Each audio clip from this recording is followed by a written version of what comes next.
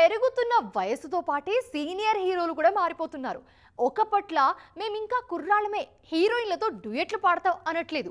ఒక్కోసారి కథ కుదిరినప్పుడు అలా కూడా చేస్తున్నా మాక్సిమం ఏజ్కి సరిపోయే పాత్రల వైపు వెళ్తున్నారంతా. తెలుగులో మాత్రమే కాదు, సౌత్ సీనియర్లంతా మూకమ్మడిగా ఇదే చేస్తున్నారు ఇప్పుడు. మరి వాళ్ళ ప్లాన్ ఏంటో ఎక్స్క్లూజివ్గా చూద్దాం రండి. సీనియర్ హీరోల్లో మెల్లగా మార్పు వస్తోంది. వయసుకు తగ్గ పాత్రల వైపు అడుగులేస్తున్నారు వాళ్ళు.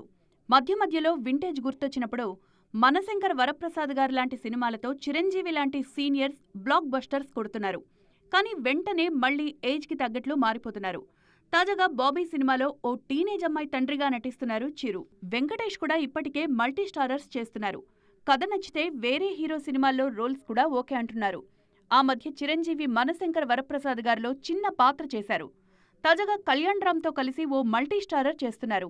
హిందీలో సల్మాన్ ఖాన్ నటించిన కిసీ కా భాయ్ కిసీ కా జాన్ సినిమాలో సపోర్టింగ్ రోల్ చేశారు వెంకటేష్. నాగార్జున సైతం మెల్లగా మేకోవర్ అవుతున్నారు. గతేడాది రజనీకాంత్ కూలీ సినిమాలో విలన్గా నటించారు.